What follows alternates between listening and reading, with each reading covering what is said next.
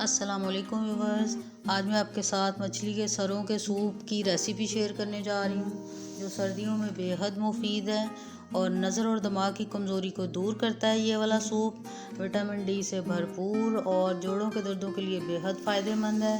लेकिन कुछ लोग इस मछली के सूप को सिर्फ इसलिए पीना पसंद नहीं करते कि उन्हें उसमें से स्मेल आती है।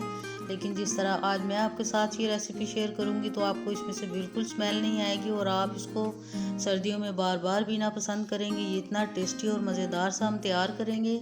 तो चलिए व्यूअर्स अपनी आज की इस रेसिपी को शुरू करते हैं। बिस्मिल्लाहिर्रहमानिर्रहीम। और इस सूप को बनाने के लिए आधा किलो मैंने मछली के सर ले लिए हैं।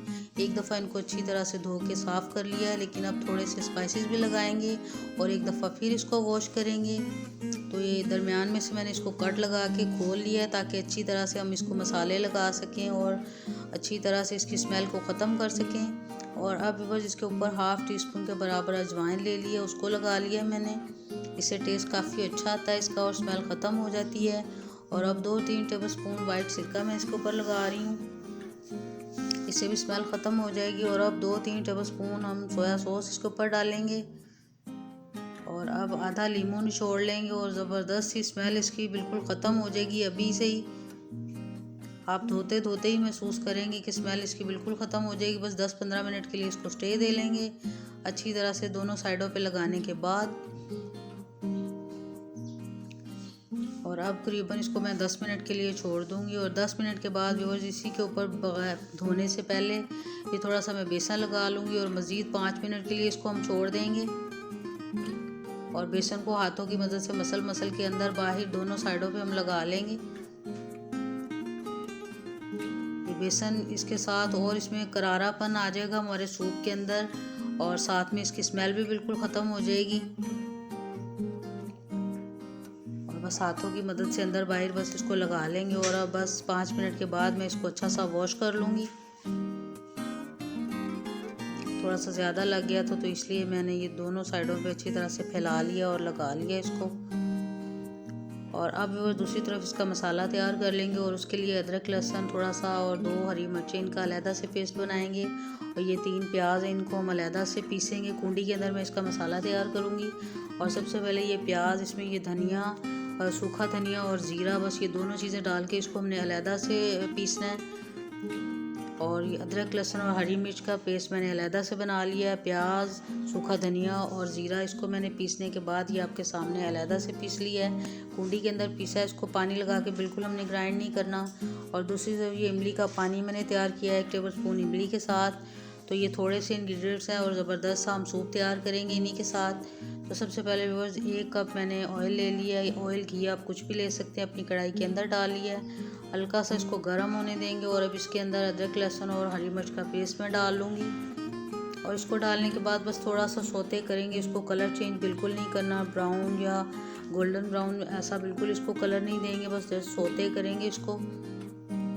और इसको सौते करने के बाद अब इसमें जो प्याज हमने अभी पीसा था कुंडी के अंदर मैंने इसको पीसा है, प्याज, सूखा धनिया और ज़ीरा, इसमें से 1 चम्मच मैंने बचा लिया, इसको हम बाद में डालेंगे।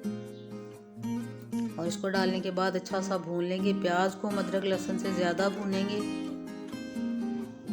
और इसका कच्चापन बिल्कुल ख़त्म कर देंगे और इसको थोड़ी देर के लिए 5-7 मिनट के लिए ज़रूर भूनेंगे।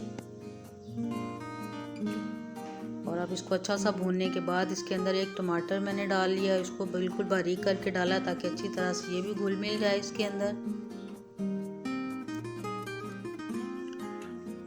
और अब इसके अंदर थोड़े स्पाइसेस भी डाल लेते हैं। साथ ही 1 टीस्पून के बराबर मैं लाल मिर्च पाउडर डाल रही हूँ इसके अंदर। 1 टीस्पून नमक डाल ली है, हाफ़ टी स्पून पे थोड़ी कम, हाफ़ टी स्पून से भी कम थोड़ी हल्दी डाल ली है। और थोड़े से स्पाइसेस के साथ ये ज़बरदस्त सा सूप मैं तैयार करने जा रही हूँ आपके सामने। थोड़ा सा पानी लगाने के बाद इसको बस भून लेंगे पानी लगा के थोड़ा सा। और इतना भूनेंगे कि ये जो टमाटर हमने डाले ये अच्छी तरह से घुल मिल जाएँ और नज़र ही नहीं आए, बिल्कुल गायब हो जाएं।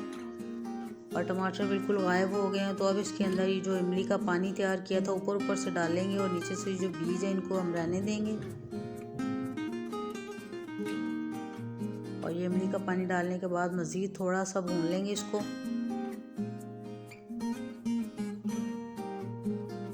और अब इसको थोड़ा सा भूनने के बाद इसके अंदर मैं 2 गिलास पानी डाल लूँगी।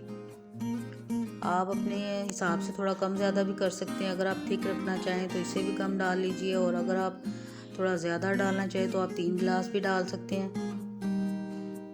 और अब इसके अंदर ये जो फ़िश को बेसन लगा के रखा हुआ था अच्छी तरह से मैंने धो लिया है, साफ़ कर लिया है। तो अब मैं इसको इसके अंदर डाल रही हूँ। इस स्टेज पे अगर आप फ़िश को सूंघेंगे भी तो आपको इसमें से बिल्कुल वो फ़िश वाली स्मेल नहीं आएगी, बल्कि अच्छी सी भीनी भीनी सी खुशबू आएगी। ये इतनी अच्छी तरह से हमने इसको धोया है। और अब ये जो 1 टेबलस्पून मैंने प्याज बचा के रखा हुआ था वो इसके अंदर डाल लिया है। और इसको डालने के बाद अब एक दफ़ा ढक्कन लगा के इसको 10 मिनट के लिए पकने के लिए छोड़ देंगे। हल्की सी आंच रखी है मैंने इसकी। और अब वो 10 मिनट के बाद ढक्कन को खोल के देखा है तो हल्की आंच के ऊपर ये इतने ज़बरदस्त से ये गल गई है और इसका सूप तैयार हो गया है कि हिलाते हिलाते ही आप देख सकते हैं, अंदाज़ा लगा सकते हैं कि ये कितना ज़बरदस्त गली है फ़िश हमारी। और अब बस मैं इसको डिश आउट करने वाली हूँ। देख के मुंह में पानी आ रहा है कि ये कितना ज़बरदस्त सा पक के तैयार हो गया है। और ये सूप व्यूअर्स आपकी स्किन के लिए, बालों के लिए, आपकी सेहत के लिए बेहद फ़ायदेमंद है, बेहद मुफीद है। तो इसलिए व्यूअर्स इसको कम से कम एक दफ़ा तो आप ज़रूर ट्राई कीजिएगा और अपना फीडबैक दीजिएगा कि आपको कैसी लगी ये रेसिपी। तो अब मैं आपके सामने इसको डिश आउट कर रही हूँ। अभी से देख के मुँह में पानी आ रहा है। ये इतना टेस्टी और मज़ेदार बनता है, तो आप भी इसको ज़रूर ट्राई कीजिएगा। और उम्मीद है कि आपको ये रेसिपी अच्छी लगी होगी। और अगर व्यूअर्स रेसिपी अच्छी लगे तो वीडियो को शेयर कीजिएगा, चैनल को सब्सक्राइब कीजिएगा और वीडियो को लाइक करना भी बिल्कुल मत भूलिएगा। तो फिर मिलेंगे व्यूअर्स इंशाल्लाह ताला बहुत जल्द एक न्यू रेसिपी के साथ। तब तक के लिए अल्लाह हाफिज़।